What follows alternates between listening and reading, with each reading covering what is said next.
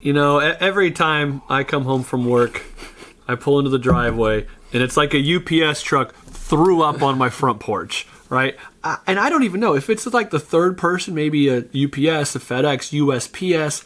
I'd hate to be the last person, like trying to Jenga that thing. Trying to like Jenga a box up there to fit all of the things that, well, not me, somebody else ordered through Amazon. So when that happens, what we have is a surplus of Amazon boxes left over. Just cardboard galore. It's a fire hazard. Breaking those things down. I feel like Miyagi out there breaking everything down. So we're gonna try to be resourceful here. Okay.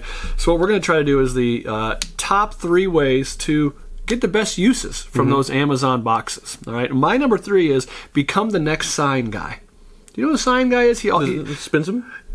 Yeah. Spinner? Or like he's like the guy that, you have a GIF up and he's got a cardboard sign and it says something and everybody changes your sign. Yeah. You could be the next sign guy. You could just rip it off, take it on. You could be one of those people that says 5G ruins your life or I don't know.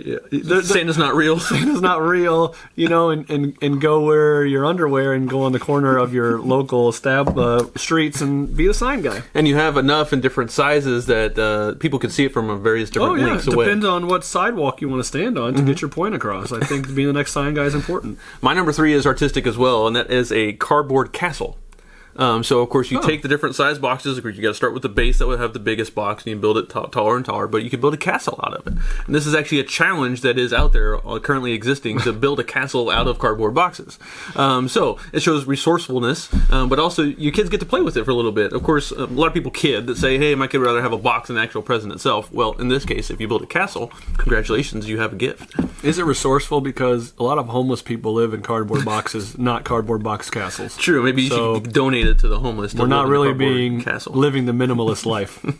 My number 2 is pet beds. So again, being resourceful, you can cut off the flaps, put a blanket in there, and that's an easy pet bed. And cheap. You don't have to spend $20 on one at the store. You just use one of the boxes that you already have. Good for cats or dogs. What if your dog is really big? You'd have to get a really big Amazon box. Something like maybe a TV arrived or something like that. Gotcha. So for me, my number 2 way to reuse our Amazon boxes that are landing on our doorsteps daily and hourly is to create a stadium seating movie theater in your house. Out of the boxes? Yep. Condensed or still set up?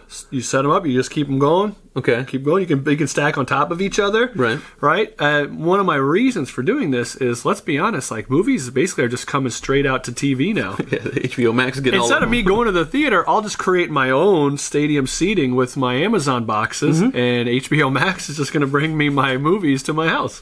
Any worries about being comfy? Yeah, I probably will be uncomfortable. Yeah, but you know what? There's a lot of movie theaters where I'm pretty uncomfortable. That's true.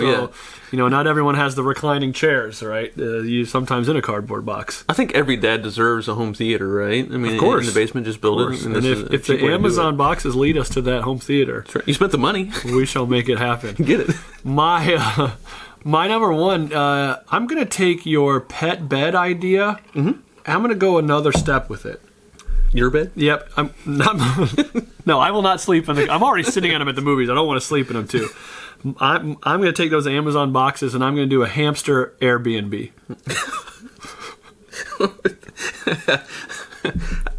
What's the percentage of people who have a hamster? First of all, second of all, how many days? What's the maximum stay on your Airbnb for hamsters? Just like normal Airbnb, 7 days is pretty typical for our hamster community. I have a plethora of questions about this. Number 1, liability on a dead hamster. What happens if somebody comes back and you haven't been babysitting the hamster too much?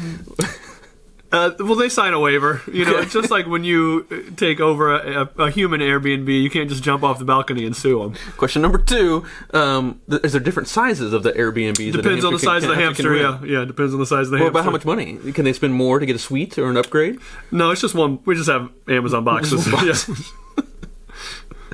I thought the question you would ask is it when the owners of the hamster go out of town, or when the hamster just wants to get away from the owners? I say when the hamster wants to get away from the owners. There you right? go. I mean, there could be a cat in the household. He just wants to escape, or the kids could be squeezing in so his eyeballs pop out. We're not like servicing the hamster, right, and like giving him food or her food. Like they just come and stay here. This is a very intriguing idea. We have to have a whole episode about this hamster B&B.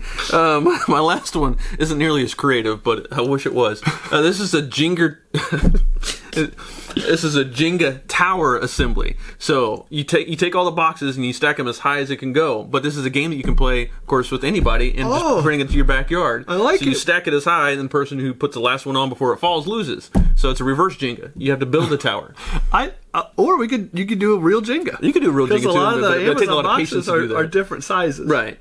So I do that every day, shipping stuff out, and of course it's empty box or filled boxes, so I don't want to damage the product. But if it's an empty box, who cares? The FedEx guy plays that on my front porch every day.